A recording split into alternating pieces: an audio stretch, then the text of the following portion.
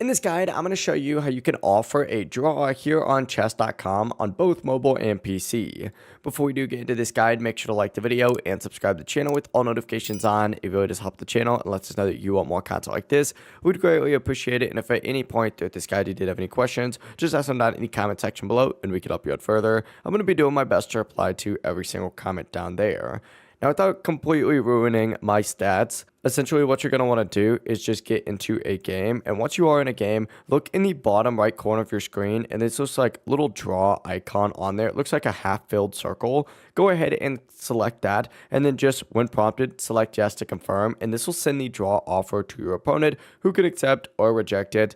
Most of the times, they're going to accept it every single time, but essentially that's all you really need to do. That's how you can offer a draw on chess.com on both mobile and PC. If this guide did help you out, make sure to like the video and subscribe to the channel with all notifications on. It really does help the channel. Let us know that you want more content like this. We'd greatly appreciate it. And if at any point throughout this guide you did have any questions, just ask them down in the comment section below and we can help you out further. I'm going to be doing my best to reply to every single comment down there. Have a great rest of your day though.